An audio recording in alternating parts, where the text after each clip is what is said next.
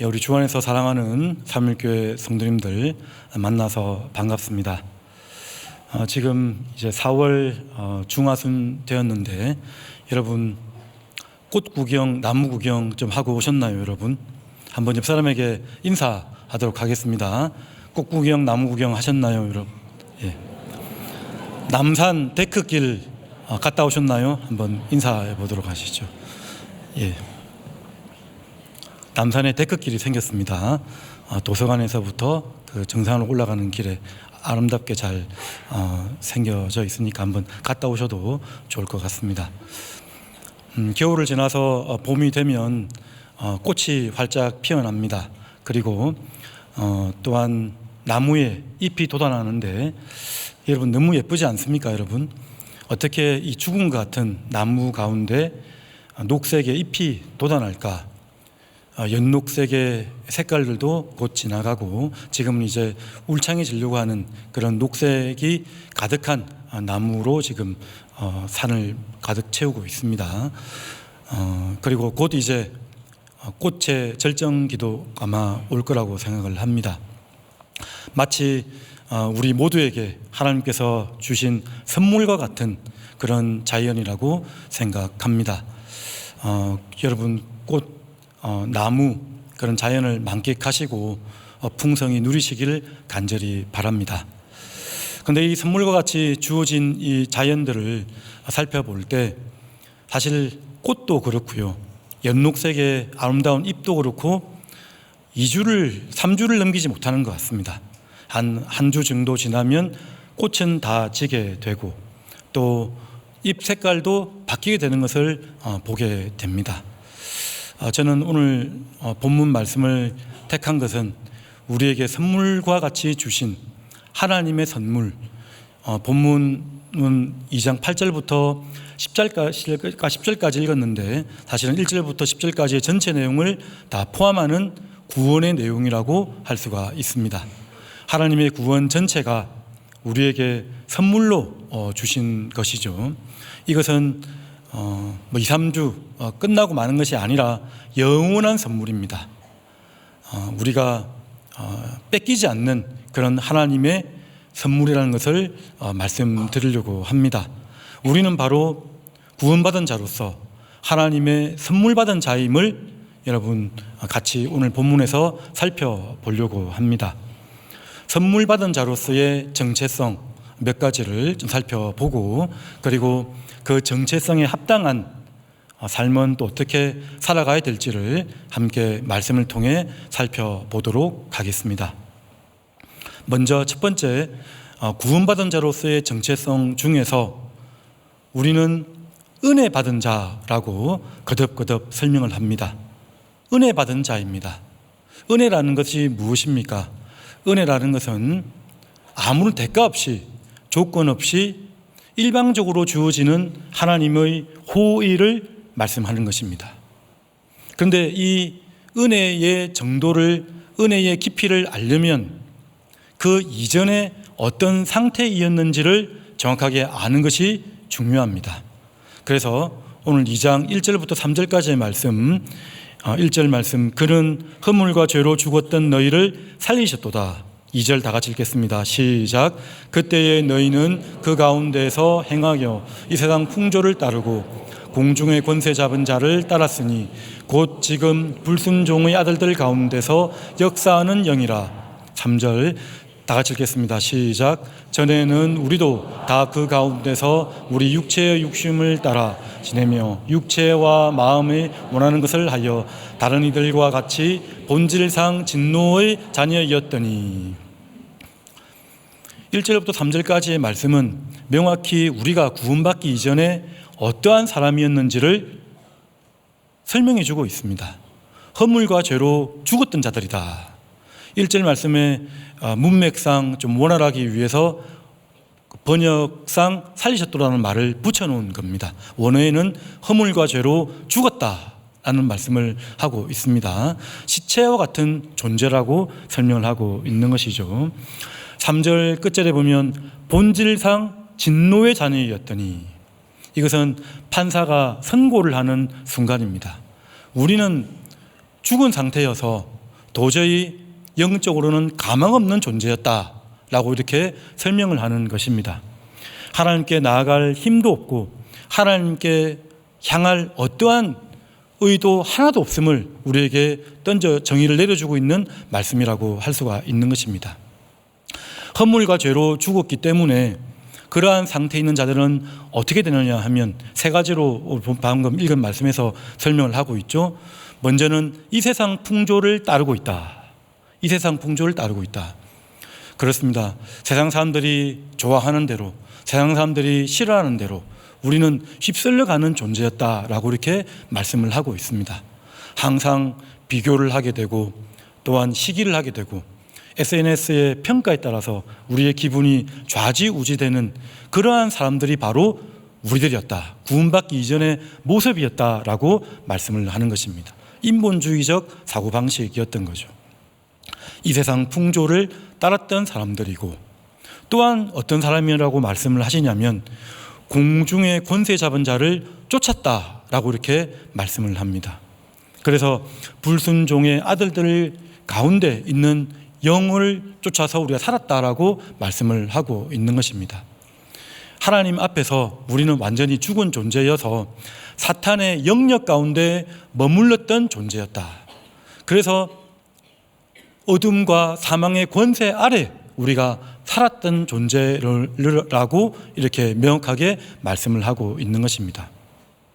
또한 육체와 마음이 하고 싶은 대로, 마음에 원하는 대로 행하면서 살았다라고 말씀을 하고 있는 것이죠. 그래서 우리가 이러한 죄악된 모습을 생각할 때 세상의 염려와 또한 재래의 유혹과 기타 욕심에 빠진 자들이다 라고 말씀하기도 했고요. 육체의 정욕과 안목의 정욕과 이생의 자랑 가운데 빠져있던 사람이라고 분명하게 선언을 하고 있습니다. 그러한 구원에 받기 이전의 모습을 명확히 알 때 우리가 얼마나 놀라운 은혜를 받은지를 우리가 알게 되는 것입니다. 4절 말씀을 보겠습니다. 다 같이 읽겠습니다. 시작. 긍휼이 풍성하신 하나님이 우리를 사랑하신 그 큰 사랑을 인하여. 여기 역시 원문에는 있는데 이번에는 생략된 단어가 있습니다. 4절 처음에 그러나 라는 단어가 원래 헬라어 원어상 있는데 생략되어져 있습니다. 그러나 극적인 반전이 일어납니다. 그리고 긍휼이 풍성하신 하나님이, 누가 주가 되는 것이죠? 하나님이 주가 되는 것입니다. 그러나 하나님이, 언제든지 우리 인생 가운데 하나님이 우리의 주권자가 되고 우리의 주인 되실 때부터 우리의 인생의 방향이 바뀌게 되고 인생에 왜곡되고 어그러진 부분들이 해결되어진다는 사실을 여러분 믿으시길 바랍니다. 성경에서 많은 극적인 반전이 있는데 특별히 2장 4절 말씀, 아주 아름다운 본문이라고 할 수 있습니다. 그러나 하나님이 이 모든 죄와 어둠의 세대고에서 빠져 있었던 우리를 건져내시고 하나님께서 주도적으로 일하셔서 우리를 생명의 영역으로 옮겨 놓으셨다라고 이렇게 설명을 하는 것입니다. 그래서 긍휼이 풍성하신 하나님이 그 큰 사랑을 인하여 예수 그리스도와 함께 우리를 살리셨다, 생명의 영역으로 우리를 옮겨 놓으셨다라고 말씀을 하고 있고요. 예수 그리스도와 함께 우리를 일으키신다는 말은 부활에 우리가 참여하게 된다는 모습을 우리에게 보여주고 있는 것입니다. 우리를 일으키실 뿐만 아니라 하늘 보좌에 예수 그리스도와 함께 앉히셨다. 놀라운 말씀을 하고 있습니다. 예수 그리스도와 함께 하나님 보좌 우편에 함께 앉혀 있는 사람 존재가 바로 우리다라고 이렇게 설명을 하고 있는 것이죠. 보좌에 앉아 있다는 말씀은 어떠한 뜻이냐면 예수 그리스도와 함께 다스린다는 말씀입니다. 예수 그리스도와 함께 통치에 그런 참여하고 있다는 말씀입니다. 아버지 하나님과 옆에 있기 때문에 자녀로서 상속권을 가지고 있다는 말씀으로 우리에게 가르쳐주고 있는 것입니다. 놀라운 1절에서 3절까지의 내용과는 비교도 할 수 없는 그러한 반전과 상태의 변화가 있게 된 것을 우리가 보게 됩니다. 그래서 이제 본문 이제 8절 읽겠습니다. 8절 다 같이 읽겠습니다. 시작. 그리에 의하여 믿음으로 말미암아 구원을 받았으니 이것은 너희에게서 난 것이 아니요 하나님의 선물이라. 그래서 너희는 그 은혜에 의하여 구원을 받았다라고 다시 한번 명확하게 말씀을 하고 있는 것이죠. 우리에게 베풀어 주신 분이 대단하신 것입니다. 우리에게는 아무런 공로와 아무런 의가 없음을 이렇게 설명을 하고 있는 것입니다. 저명한 신학자 존 바클레이, 바울과 은혜의 능력, 은혜와 능력, 그 책에 보면 이 은혜에 대해서 이렇게 설명을 하고 있습니다.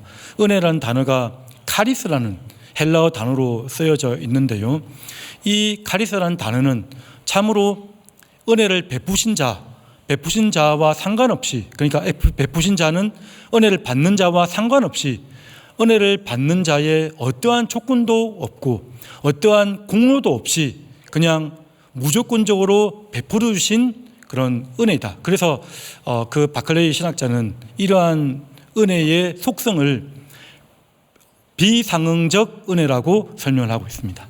비상응적 은혜. 너무나 격차가 심해서 완전히 죽어 있던 자, 또 반역한 자, 완전히 자격이 박탈된 자를, 그런 자에게 은혜를 주셨기 때문에, 생명을 주셨기 때문에 그것은 완전한 비교할 수 없는 비상응적인 차이가 있음을 그렇게 설명을 하고 있습니다. 비상응적 은혜. 근데 여러분, 카리스라는 이 은혜의 단어에서, 이 카리스라는 단어는 많은 풍부한 의미를 담고 있는데, 카리스에서 어떠한 단어가 파생되냐면 유카리스티아 한 단어입니다. 접두어와 전미어가 생겨났는데 이 단어는 감사라는 단어입니다. 감사라는 단어. 고대 건동에서 1세기 때 이런 도무지 감당할 수 없는 은혜를 받으면 최소한의 감사의 고백이나 아니면 봉사 같은 것으로 이렇게 인정을 하는 일들이 있었습니다.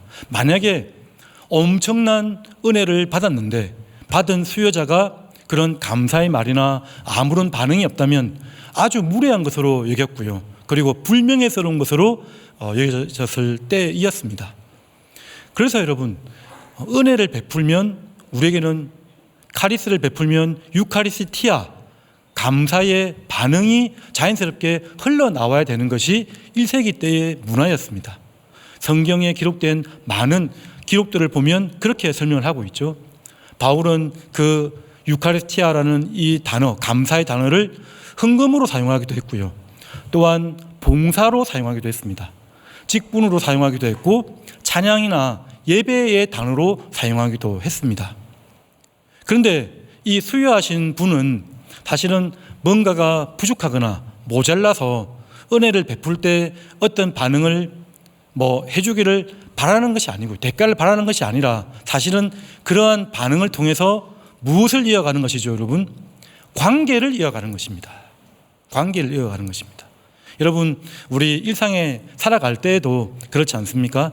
선물을 받고 나서 주긴 줬는데 사실 그 선물이 크든 작든 아무런 반응이 없으면 여러분, 그 다음 관계가 이어지지 않는 경우가 있지 않습니까, 여러분? 없습니까? 예, 여러분들은 다 선물을 받으면 잘 반응을 하시니까 아마 그런 것 같습니다. 하나님께서 뭔가를 더 얻기 위해서가 아니라 최소한의 관계를 이어져 가기 위해서 카리스를 베풀고 유카리스티아의 반응을 기대하신다는 겁니다. 하나님이 하신 일이 너무 어마어마하기 때문에 우리는 감히 뭔가를 조금 한다고 해서 망가진 은혜를 받았는데 그 중에 우리가 할 수 있는 일은 지극히 작은 일들입니다. 아주 소수인 거죠. 한두 가지밖에 할 수가 없습니다. 그런데 그러한 섬김과 봉사, 반응을 통해서 하나님은 계속해서 우리와 관계를 맺고 싶어 하신다는 말씀을 드리는 것입니다. 그래서 오늘 에베소서 1장부터는 아주 우주적 구원에 대한 설명을 하고 있고, 또 2장으로 오면 개인적 구원, 또 2장 중하반절 가면 교회에 관한 그런 이야기들을 하고 있습니다. 근데 그 모든 일들이 사실은 하나님과 우리가 어떻게 관계 맺어 나갈 것인가, 하나님과 관계 맺어 나간다는 것은 하나님과 동행한다는 말입니다. 어떻게 동행할 것인가에 대한 말씀을 하고 있는 것입니다. 하나님께 선물 받은 자는 바로 은혜 받은 자입니다.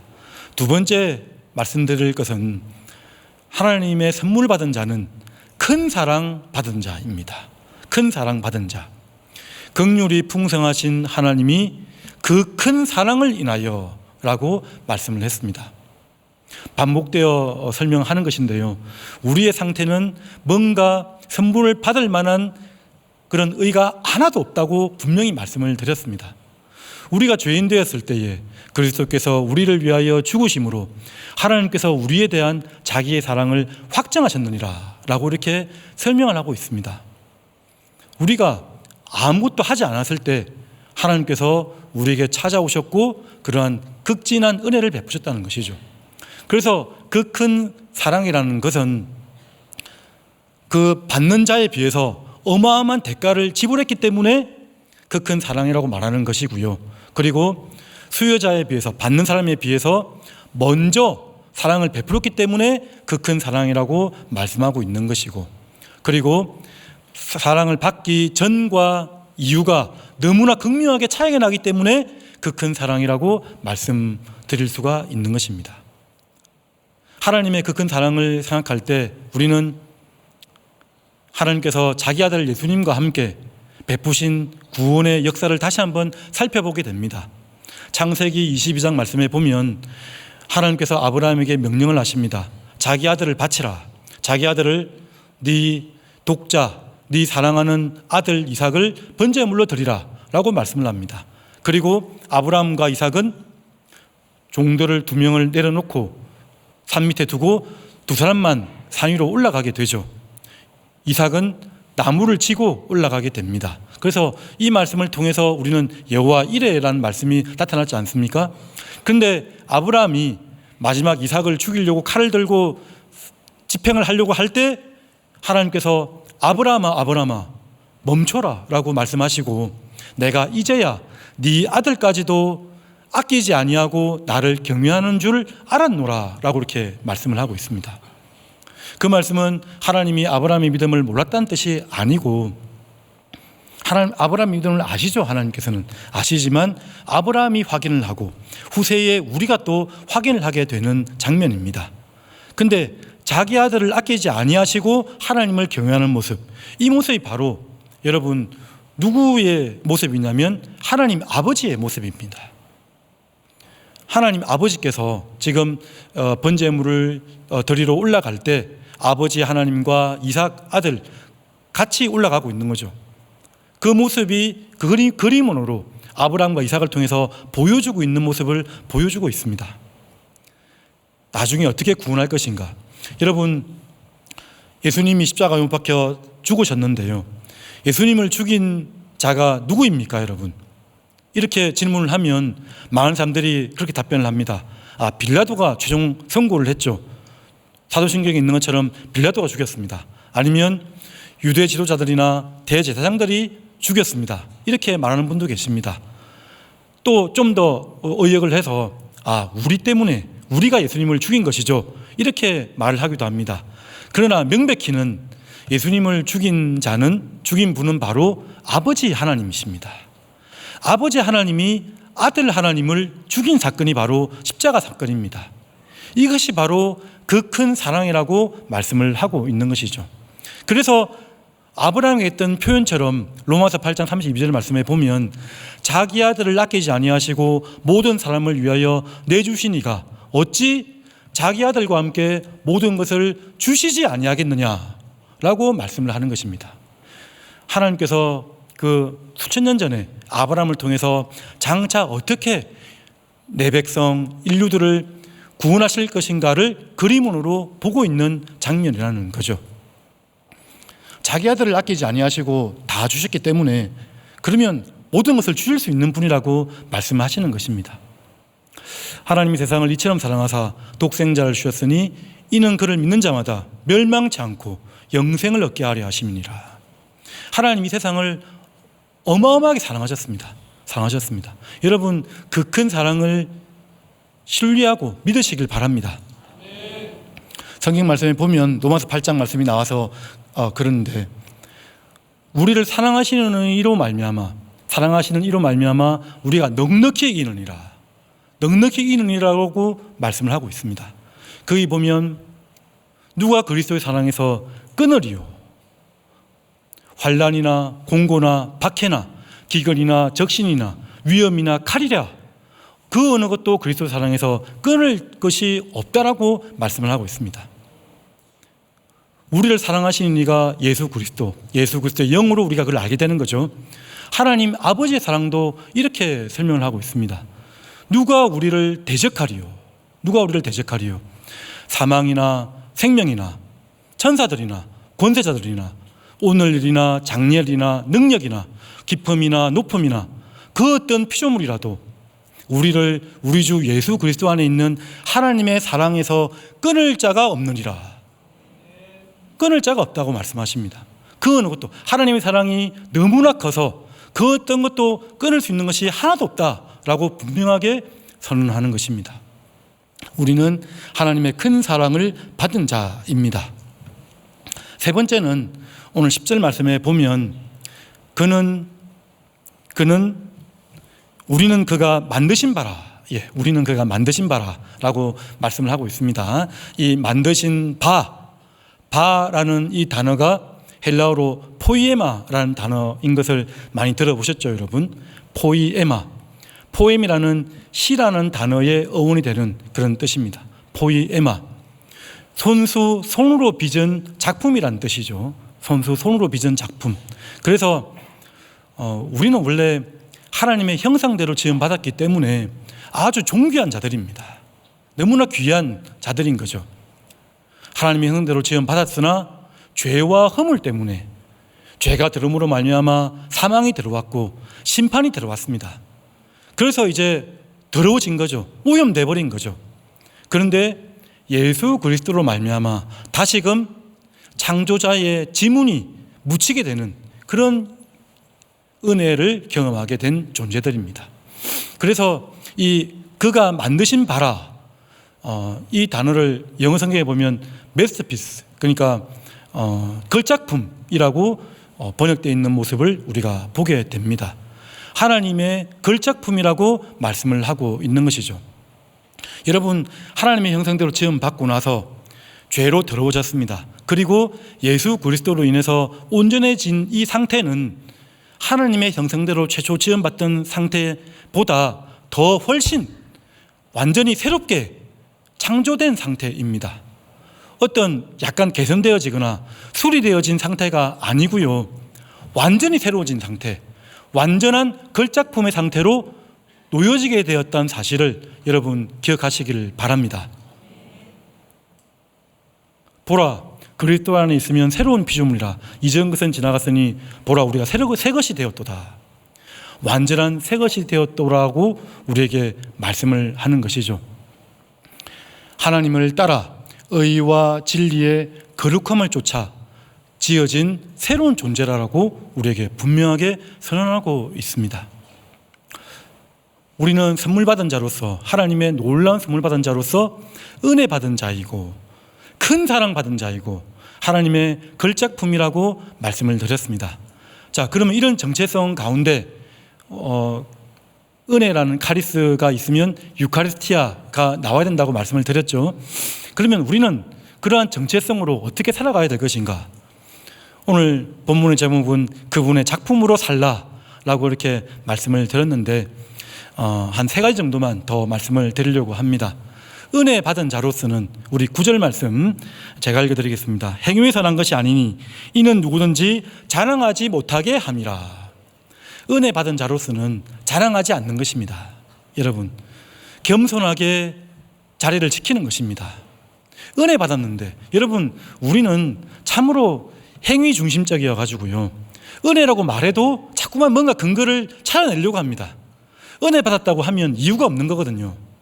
내가 잘나서 그런 것이 아니라, 내가 똑똑해서 그런 것이 아니라, 이스라엘 백성들이 택함 받고 광야에 이끌림 받았을 때에 신명기 7장 7절 8절 말씀에 보면 그렇게 말씀을 합니다. 너 이스라엘 백성들은 수요가 많아서 하나님이 택하신 것도 아니고 너희들이 강해서 그런 것도 아니라고 말씀을 하고 있습니다. 다만 하나님께서 너희를 사랑하심으로 말미암아, 불쌍히 여기심으로 말미암아, 그리고 너희 조상에게 행한 맹세를 지키려 하심으로 말미암아 내가 너희를 택했고 이 자리까지 이끌고 왔다라고 말씀하시는 것이죠. 하나님의 그 은혜의 근거는 하나님의 긍휼하심과 사랑밖에 없습니다. 자기 백성을 창조하고 나서 그 내장이 뒤틀리는 듯한 그런 아픈 마음, 그게 긍휼이라는 단어의 어원이 됩니다. 내장이 뒤틀려져 있는 속상한 마음입니다. 그리고 놀라우신 아가페적 사랑, 언약적인 의지가 담긴 그러한 사랑으로 우리를 이끌어내신 것입니다. 그렇다고 하면 우리는 정말 포도원 품꾼 비유에서 5시의 온자처럼, 여러분 5시의 온자처럼, 여러분 하나님의 놀라우신 은혜에 비하면 우리의 섬김과 봉사는 미미합니다. 우리 삼일교회 보면 교사를 20년 이상 하고 선교를 30년 이상 가고 그런 분들이 나타나기 시작했습니다. 지금 꽤 많습니다. 그러나 하나님의 은혜에 비하면 아무것도 아니라는 겁니다. 그런 것이 하나도 자랑할 것이 없습니다.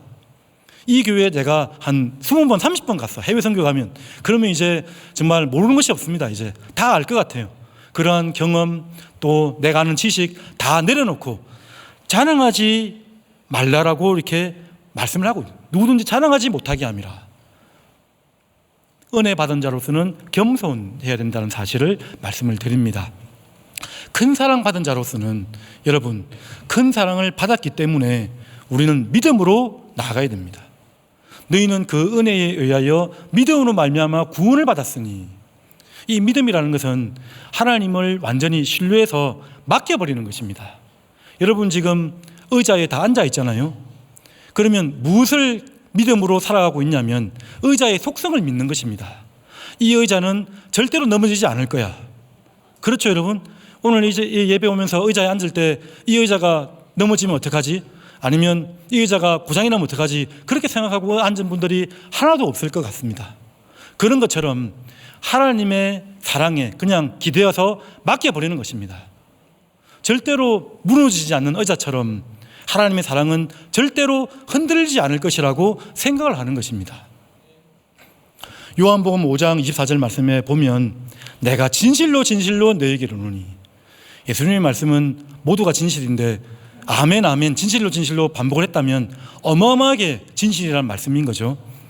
진실로 내게 이르노니, 내 말을 믿고, 하나님 말씀을 믿으라고 하죠. 내 말을 믿고 또 나 보내신 이를 믿는 자는, 나 보내신 이를 믿는다는 말은 무엇이냐면 아버지 하나님이 아들 하나님을 우리 가운데로 보내셨다는 말입니다.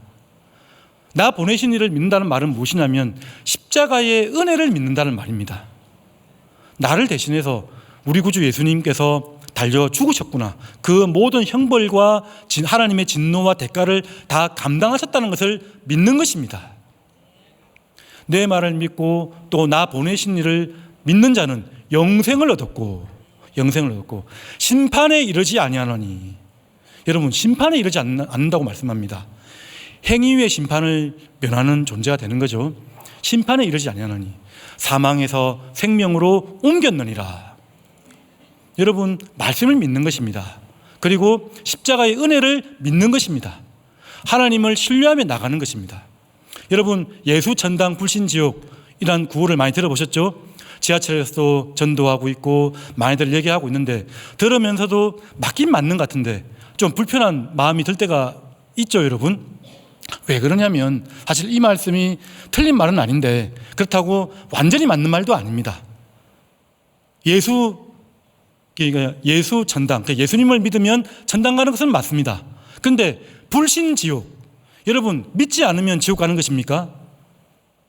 믿지 않는 것도 하나의 죄일 수 있지만 우리의 행위 때문에 지옥 가는 것입니다.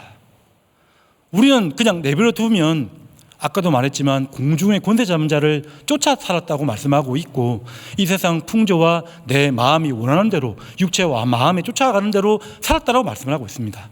그러니까 행위 때문에는 누구도, 여러분 만약에 여러분 행위로 인해서 천국 갈 수 있는 존재가 있다면 그 사람은 율법을 다 지킨 존재입니다. 하루도 숨 쉬는 순간조차 하나님만을 경외하는 사람입니다. 그러면 우리 행위로 천국에 갈 수 있습니다. 근데 그런 사람이 없다는 겁니다. 모든 사람은 행위로 하나님 앞에 얘기를 하는 순간 저는 이렇게 몸을 섬겼고요, 잘했고요, 그렇게 말하는 순간 행위의 심판을 받게 되어 있습니다. 예수 천당, 행위 지옥, 이게 바로 어쩌면 더 맞는 말일 수가 있는 거죠. 원래는 우리의 행위 때문에 다 죽어야 되는데, 다 지옥 가야 되는데 예수님을 믿었기 때문에 천국 갈 수 있다라고 이렇게 말씀을 하게 되는 겁니다. 여러분, 예수님의 큰 사랑 받은 자로서 예수님을 변함없이 신뢰하며 나가시길 간절히 바랍니다. 하나님의 걸작품으로 살라라는 제목은 제가 여러분들에게 드리고 싶은 말씀은 거룩함으로 살라라고 말씀드리고 싶었습니다.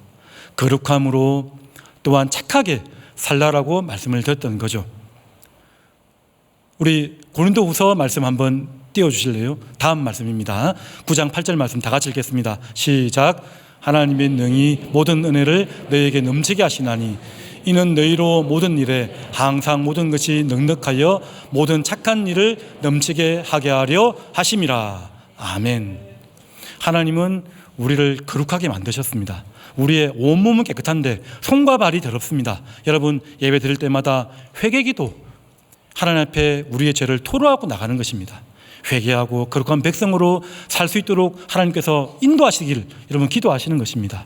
거룩한 백성이 되어서 하나님의 착한 일을, 하나님께서 원하시는 착한 일들, 빛의 열매라고 했습니다. 빛의 열매. 빛의 열매는 착함과, 모든 착함과 선함과 의로움이라고 말씀하셨습니다.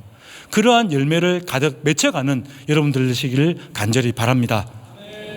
오늘 말씀은 그렇습니다. 우리가 하나님께 큰 선물 받은 자, 구원받은 자로서 정체성은 은혜 받은 자, 큰 사랑 받은 자, 하나님의 걸작품이라고 말씀을 드렸습니다. 이 세상 살아갈 때 겸손하게, 자랑하지 않고, 두려워하지 않고, 근심하지 않고 하나님을 신뢰하며 나아가는 것입니다. 그리고 거룩한 백성으로 세상에서 착한 일을 많이 행하며 살아가는 저와 여러분 되시기를 주님의 이름으로 축원드립니다. 다 같이 일어서셔서 찬송가 620장 찬양하겠습니다.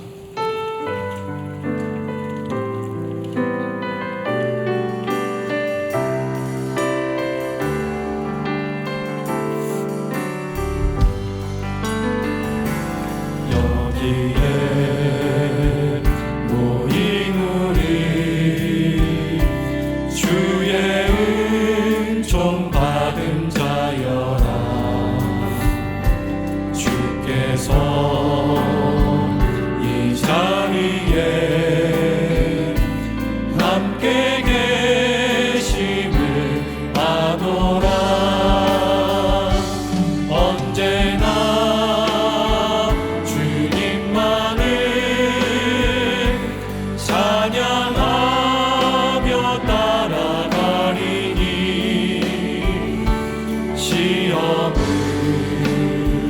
당할 때도 함께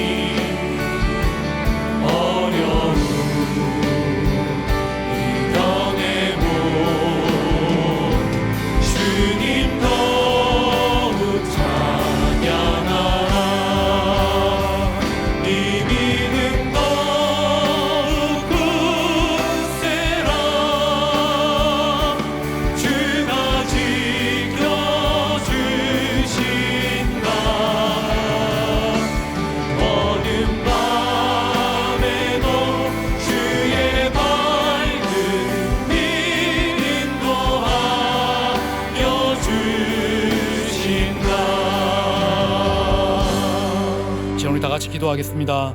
하나님, 저희들에게 큰 선물 주시니 너무나 감사드립니다. 은혜 받은 자로서, 하나님 큰 사랑 받은 자로서, 하나님의 걸작 부모로서 살길 원합니다.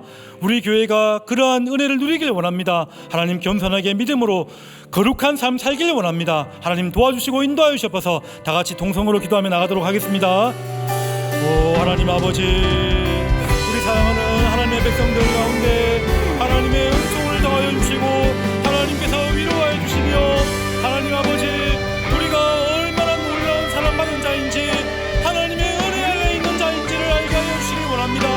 하나님 아버지, 붙들어 주시고 하나님 도와주셔서 하나님 아버지, 내 아이의 무엇을 자랑하지 않도록 도와주시고, 하나님 아버지, 겸손히 내 자리를 지키며 하나님의 사랑하신 대로 하나님 아버지 도와주시기 원합니다. 하나님의 걸작품으로 살아가기를 원합니다. 하나님 아버지 도와주시고 하나님 아버지 붙들어 주셔서 주여,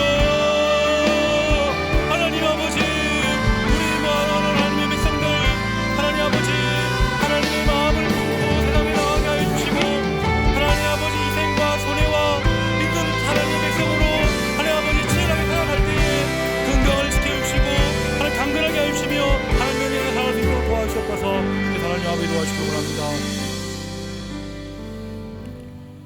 지금은 주 예수 그리스도의 은혜와 하나님의 극진하신 사랑과 성령님의 교통역사 충만하심이 하나님의 큰 선물 받은 자로서 하나님의 걸작 부모로 살아가길 원하는 거룩한 백성이 되고 모든 세대에 하나님의 선하심을 드러내기를 원하는 주님이 사랑하시는 모든 성도들 머리머리 위에 해외 군에 출타해 있는 성도들을 복중의 생명까지 지금부터 영원토록 함께 있을지어다.